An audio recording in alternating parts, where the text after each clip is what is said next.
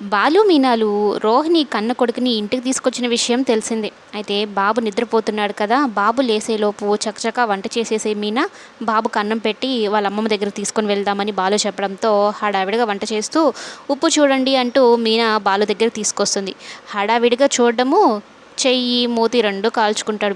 అయ్యో కాలిందా అంటూ మీనా ముద్దు పెడుతుంది. తగ్గిపోయిందా అంటే అదేంటి ఇలా చేస్తున్నావు అంటే నోరు కూడా కాలింది అన్నారు అంటే అమ్మ ఏం అవసరం లేదు, నోరేం కాలేదు, బాగానే ఉంది అని చెప్పని దూరంగా జరుపుకుంటూ ఉంటాడు మీనాకి బాలు. ఇంతలో బొడ్డోడు లేస్తాడు, రోహిణి కొడుకు లేస్తాడు.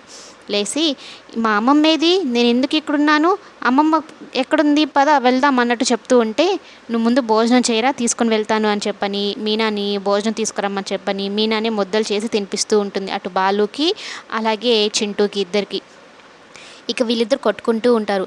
ఆ చింటూ ఉండి మీకు పాపో బాబో లేరా అంటే ఎందుకు లేరు, త్వరలోనే వస్తారు అనగానే బాలు షాక్ అవుతారు. అంటే ఇప్పుడు నీ కడుపులో ఉన్నారా అంటే ఇప్పుడు లేరు, త్వరలో పడతారు అనేది అంటూ ఉంటే అంటే నా కళ నిజమవుతుందా అంటే నీ కళ నిజమవుతుందో లేదో తెలియదు కానీ నేను మాత్రం నా కళ నిజం చేసుకోవాలని మీనా చెప్పడంతో అప్పుడే వద్దు మీనా, మా ఫ్రెండ్కి 3 సంవత్సరాల తర్వాత పుట్టారంట, అయినా మనకు అప్పులు ఇవన్నీ ఉన్నాయో చూడు అంటే అదేం కాదు, పుట్టే టైం వస్తే ఇక చింటూ వాళ్ళిద్దరు గొడవలు చూసి మీరిద్దరు కొట్టుకుంటారా లేకుంటే నాకు అన్నం పెడతారా అనేది అంటూ ఉంటే ఇక మీనా వాడిని బుజ్జగిస్తూ అన్నం తినిపిస్తూ ఉంటుంది. బాలు ఏమో ఒక తండ్రిలాగా ఆ బాబు మీద చెయ్యేసి తిన్నానా తిను అన్నట్టు చెప్తూ ఉంటారు. వీళ్ళిద్దరే పేరెంట్స్ లాగా అన్నట్టు ఆ బాబుకు చాలా మంచిగా అనిపిస్తుంది. ఎందుకంటే పేరెంట్స్ ప్రేమ ఎలా ఉంటుందో తనకి